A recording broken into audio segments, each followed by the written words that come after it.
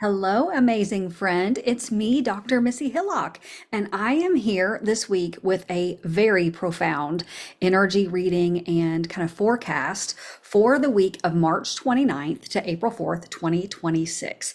And when I say this reading is profound, wow, it really hit me very deeply when I started to connect the flow of the cards that I pulled with the actual week in front of us, which is not only our last week of March into April with a beautiful Libra full moon this Wednesday, but also, of course, Holy Week. So starting today, we have the 7 days that lead up to Easter Sunday, which will, of course, be next Sunday. And wow, I was recently reading about Holy Week and kind of this arc, this energetic arc that happens, this energy of initiation into surrender and stillness, and then into rebirth, right? With Easter Sunday. And wow, the cards are deep. They follow that arc. And so I hope this message really supports you this week in everything that you're moving through and working toward. Let's get in and see what the cards are showing. The first deck I pulled from is from the Guardian Angels Messages Tarot and talk about initiation, okay?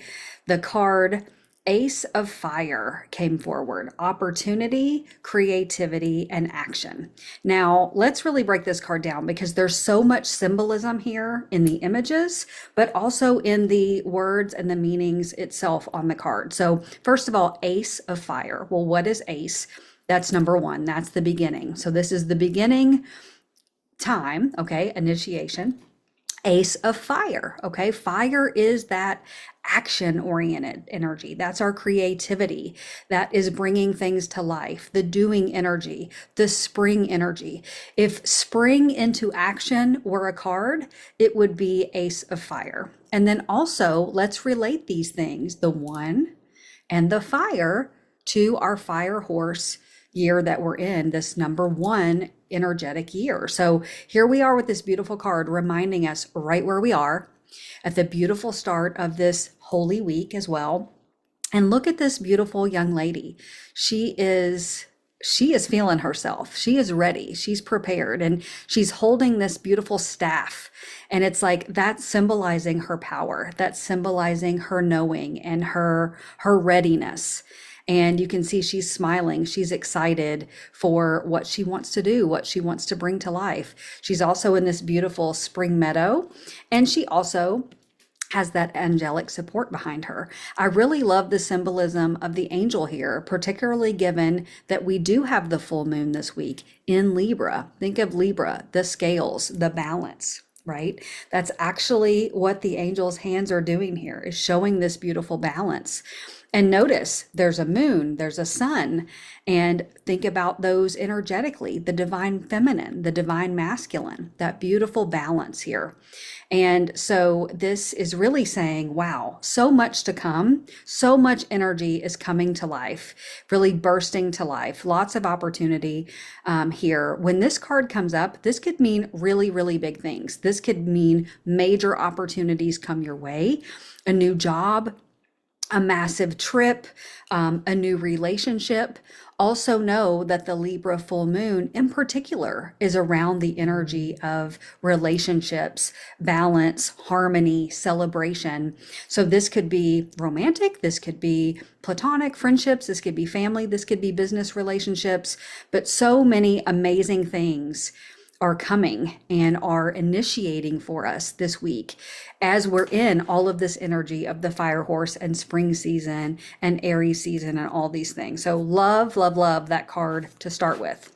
So now we go deeper, okay? So I pulled from the Animal Apothecary, one of my favorite decks, and this card was like so on point, okay? Immense growth. Notice the animal here. The turkey vulture. Okay. I also love the Fibonacci sequence that's shown here. It's like all this intelligence. Well, what is really the nature of this card? Immense growth. Well, where's the growth coming from?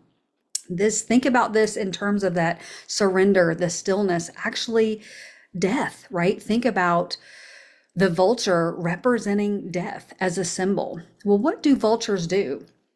They don't kill.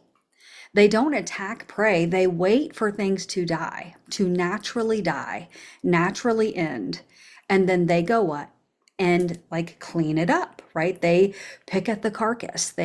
For us as humans, they're great because they actually help keep things pure. They help bacteria and disease from spreading because they're consuming the death. And actually, their scientific name is Catharsis aura, which means golden purifier.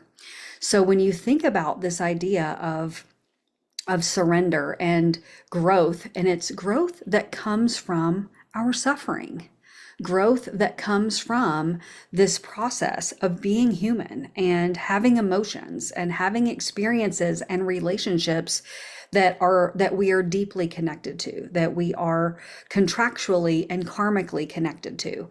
And that if you think about the Buddhist traditions and some of the basis of Buddhist beliefs, this idea that to suffer is human. It is part of not only our nature, but it's part of our path.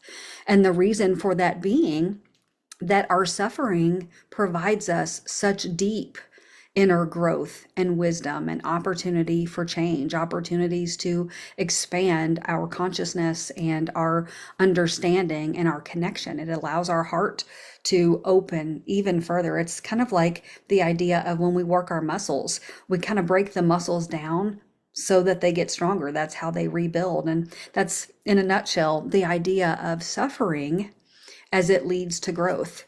So this turkey vulture is coming in to remind us that during this Holy Week, think about Jesus as this ascended master who went through the ultimate suffering, right? The ultimate surrender of allowing the nature of his physical life to come to an end without fight, without trying to change it, in true surrender, true acceptance. And I love thinking about Jesus in that way as a spiritual guide for that spiritual practice of allowance and surrender.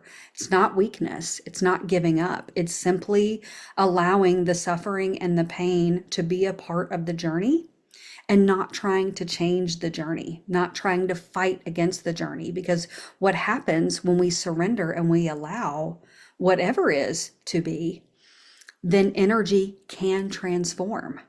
Alchemy can take place. Learning, growth can take place through that. It's when we resist the energies that we get stuck there, and then nothing changes, nothing moves, nothing transforms. So if we want to move toward transformation, growth, expansion, being in that surrender, that divine surrender of allowing, even when it means going through our own pain and suffering to get to the other side, is really what we're being shown here. And that it's so worth it. It's worth the journey of the pain and the suffering in order to grow even more and more in our soul's light and consciousness and understanding, and all of how it pieces together in a way that our human mind will never understand fully, but that our soul, our spirit understands.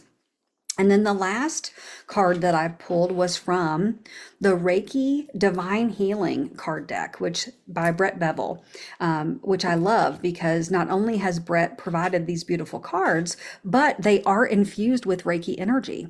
So as we receive this card, you can invite the energy of this card to come in and provide a little energetic for you, energetic healing for you in this reading.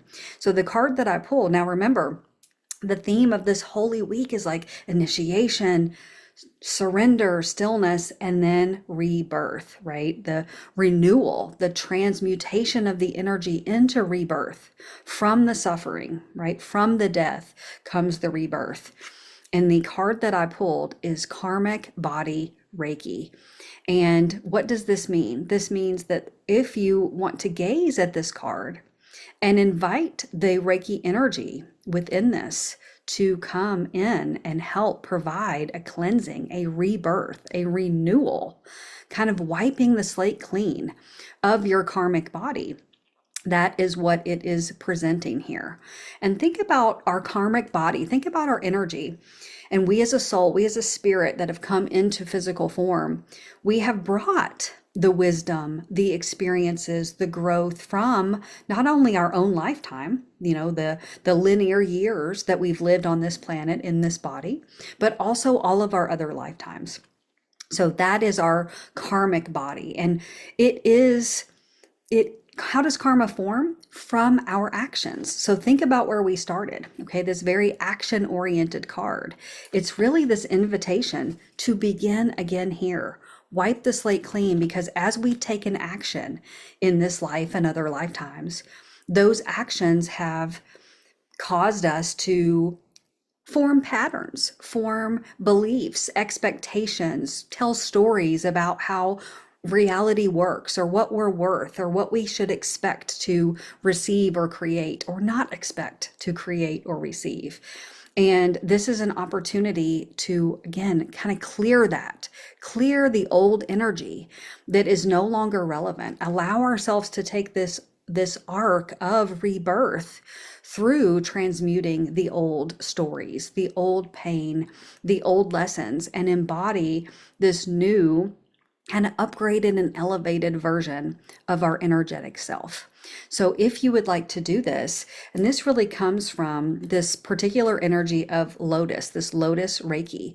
So you can simply set the intention now to allow the lotus Reiki energy to come in and to do a karmic body healing on you at this time. So just gaze at the card, and if it feels right to you, invite that into your heart and allow this beautiful energy of rebirth, renewal, coming back to neutral point to fully come into your field.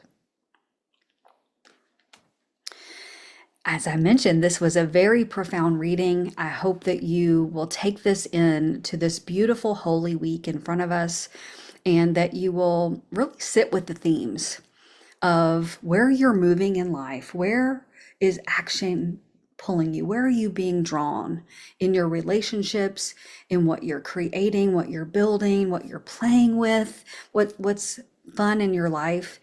Notice where pain or suffering or trauma has been a part of that path, and how you can, in working through and being with those painful experiences, that bit of suffering that life surely brings us, how when we allow and surrender to what it is, how we can come through on the other side and really take those lessons, take that wisdom, and kind of start anew with this rebirth and this version of us that's now more wise, that's now more skilled, that's now more conscious and capable to approach life and pursue new actions and dreams and pursuits from this beautiful new rebirthed place.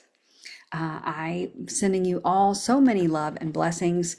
If you love this message and you want to receive more of them, you can always follow me here on my YouTube channel, where I do provide this beautiful energy update every Sunday. You can also subscribe to my mailing list, where I send tips and techniques and guidance and wisdom right into your inbox that you can use each and every day. See you next time, friends. Bye.